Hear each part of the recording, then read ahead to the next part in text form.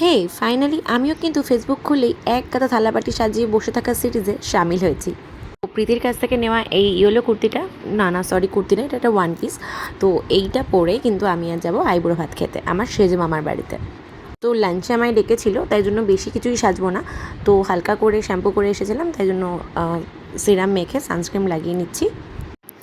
আর তারপরে বললামই যেহেতু গরম রোদ, বেশি কিছু সাজবো না, তাই জন্য আমি একদমই হালকা নমিনাল একটু কনসিলার, মানে হালকা টাইপের ফাউন্ডেশন দিয়ে একটু কনসিল করে নিয়েছিলাম আমি যা জায়গাগুলো। আর দেখতেই পাচ্ছ কি মিস করে ফেললাম। তো কনসিলারটা আমি একদম অল্প পরিমাণে নিয়ে আমি ব্লেন্ড করে নিয়েছি। তারপরে একটা কম্প্যাক্ট পাউডার নিয়ে জাস্ট ওগুলো ড্যাপ ড্যাপ করে একটু সেট করে নিয়েছি। তারপরে জাস্ট নর্মাল কাজল, দুই চোখে একটু মোটা করে কাজল লাগিয়ে নিয়েছি। আর আগেই লেগে থাকা ব্রাশে যেটুকু ছিল আইশ্যাডো সেটা দিয়ে একটু জাস্ট মাচ করে নিয়েছি।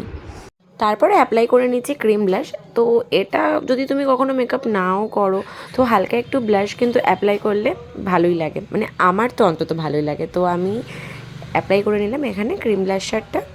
লাস্টের আমার রিসেন্ট ফেভারিট এই পারফিউমটা, স্মেলটা খুবই light and sweet.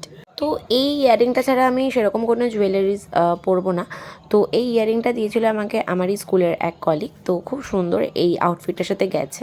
So now I am full ready for my আইবুড়ো ভাত।